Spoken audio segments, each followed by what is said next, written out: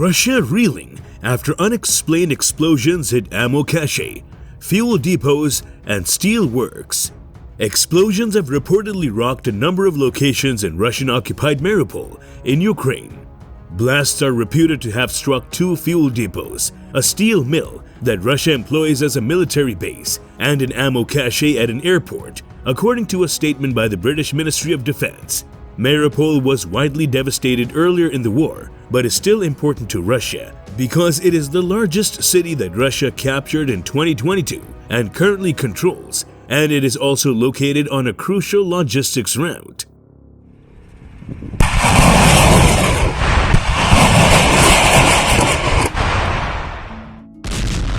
The MOD update stated, since 21 February 2023, pro-Russian officials have reported at least 14 explosions around the Russian-occupied city of Mariupol. Sites of the incidents have included an ammo cache at the airport, 2 fuel depots, and a steel works that Russia uses as a military base. Mariupol lies at least 80 kilometers away from the front line. Russia will likely be concerned that unexplained explosions are occurring in a zone it had probably previously assessed as beyond the range of routine Ukrainian strike capabilities.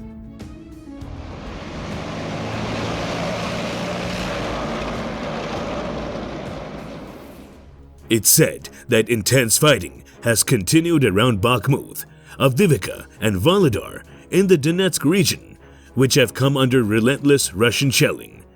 In the south, the city of Kherson also came under Russian shelling, killing 1 and wounding 2 civilians. Russia's full-scale invasion of Ukraine has triggered the most massive violations of human rights in the world today. The Russian invasion has unleashed widespread death, destruction, and displacement, UN Secretary General Antonio said in a speech to the UN-backed Human Rights Council in Geneva.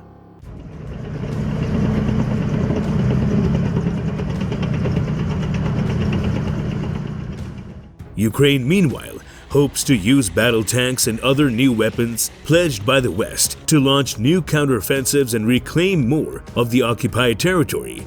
Guterres said attacks on civilians and civilian infrastructure have caused many casualties and terrible suffering. His remarks came as the Ukrainian military said that Russia launched attacks with exploding drones on several regions of the country that lasted from late Sunday until Monday morning.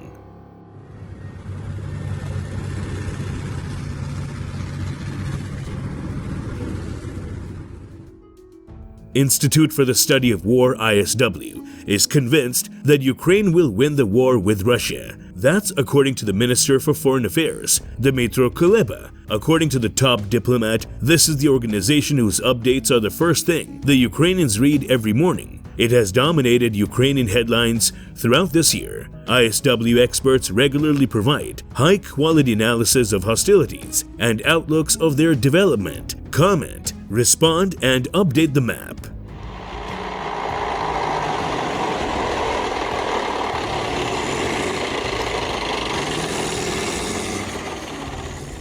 Recently, President Vladimir Putin's spokesperson has claimed that NATO is de facto at war with Moscow, citing the transatlantic alliance's deepening support for Ukraine as Kiev continues to fight against Russia's full-scale invasion of the country.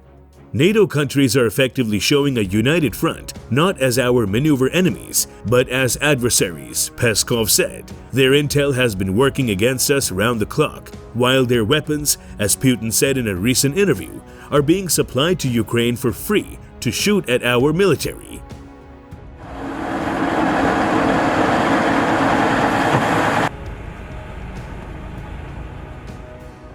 Putin and his top officials have used every opportunity to frame Russia's latest invasion of Ukraine as a preemptive and defensive war against NATO.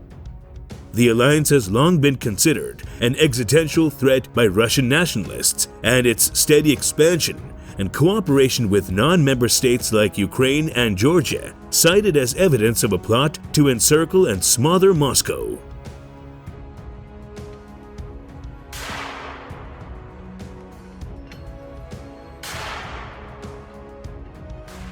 The collective NATO-European Union response to Moscow's invasion of Ukraine is further proof the Kremlin claims of a grand Russophobic plan to defeat and dismember the country. In an interview with the television, Putin said his NATO adversaries are sending tens of billions of dollars in weapons to Ukraine.